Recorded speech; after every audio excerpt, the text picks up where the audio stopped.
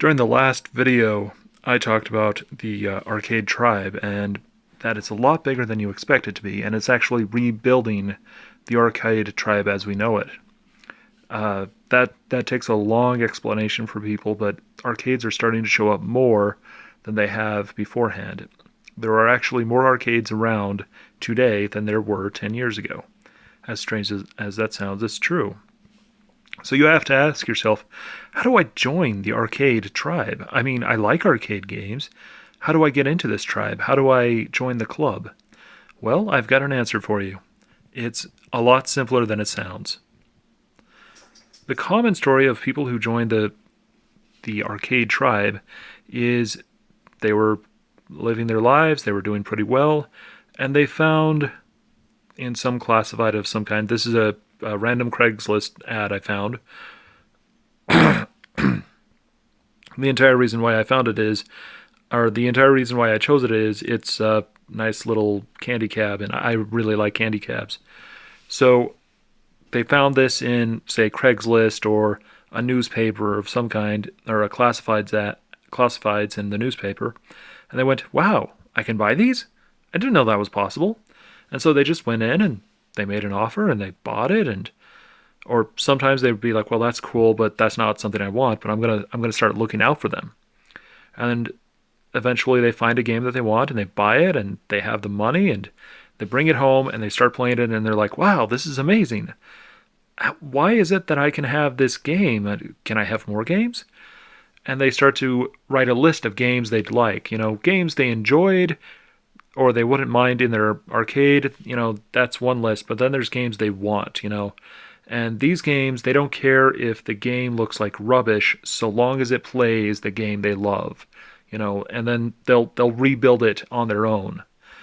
And this is a very common story. Just about everybody I've met has something similar to this story.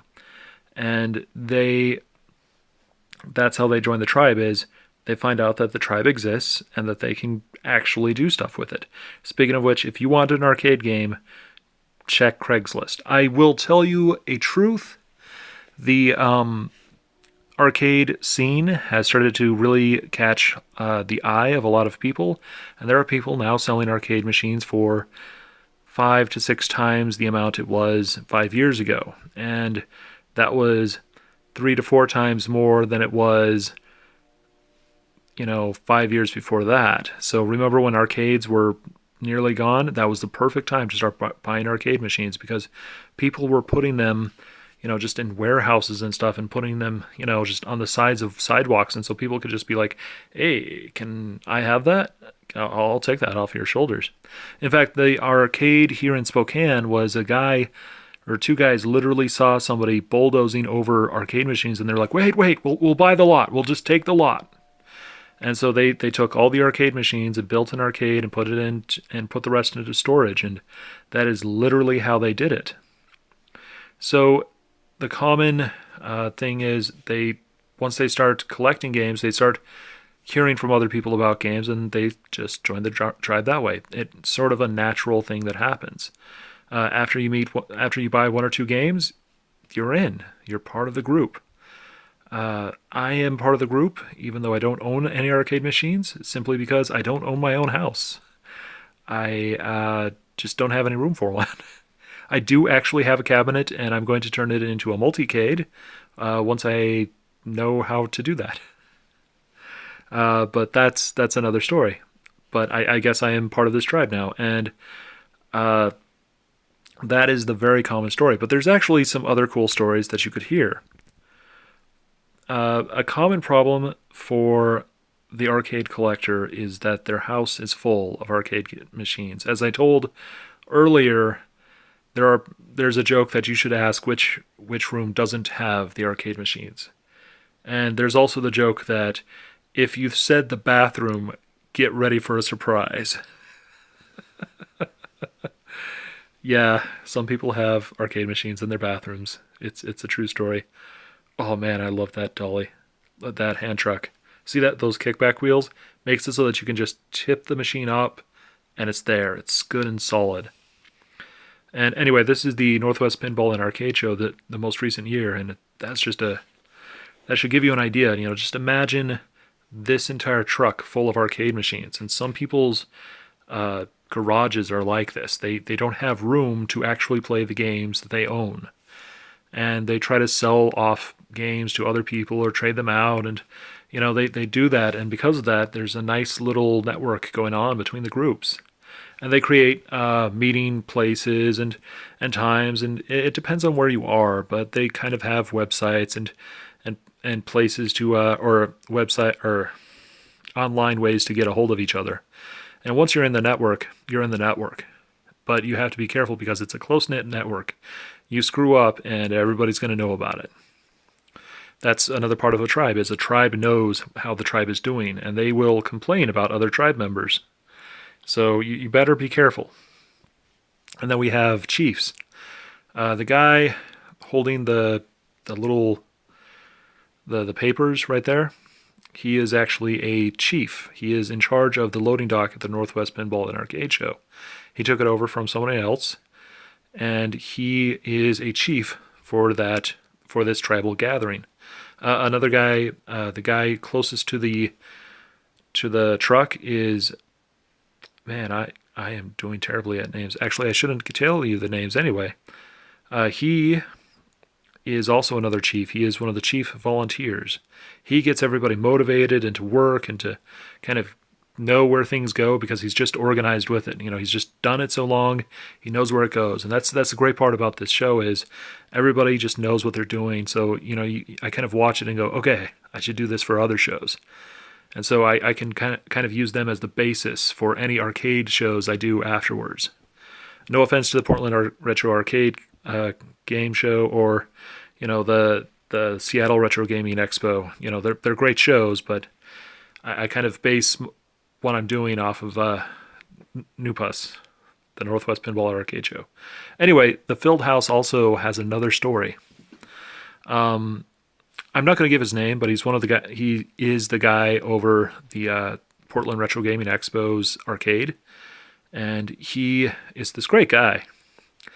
But when I first arrived at the show, he was pretty stressed out because he was the only guy doing everything, and he didn't know what to do. So a lot of us volunteers who were kind of in it for the show, we took a lot off of his shoulders, and he's a lot less stressed out now. Now we're stressed. Anyway, he tells this great story of back in the 80s or 90s when he was going to college.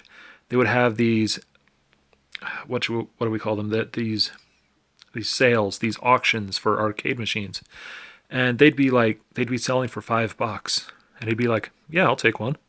So he'd walk in and be like, "Yeah, I'll take this for $5. I'll take this for $5," and people sold them to him, and he just put them on a little hand truck and carry them to his house where he had a bunch of roommates and stuff. And he said that just about every room had an arcade machine in it, at least one.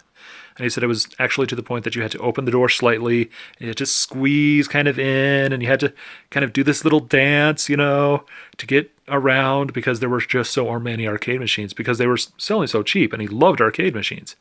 And through that, he had to sell them off because his roommates were like, "No, you've got to sell these." And that should give you an idea. The Filled House is sort of a sign of what kind of arcade owner you are. What fills your house? How many arcade games you have? That's not the question. Is how many rooms do you have that don't have an arcade machine in it? And for me, it's most of my house because I can't afford an arcade machine, let alone fix one. But that story, the Filled House, is a really cool story. So if you ever get an arcade collector, near you, ask them, "Hey, how many arcade machines do you have in your house? Do you have one in the bathroom?"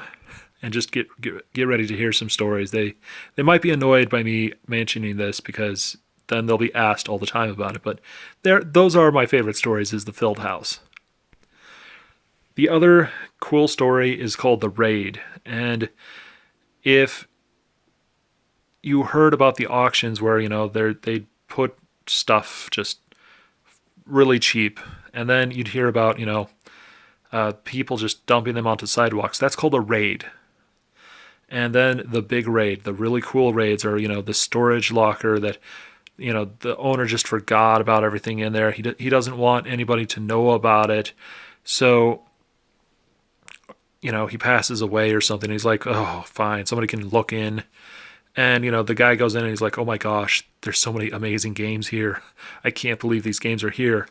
And this is actually a picture I took of a raid I did. And I didn't realize it was a raid. I was so new into the scene that I didn't know that that's what it was called.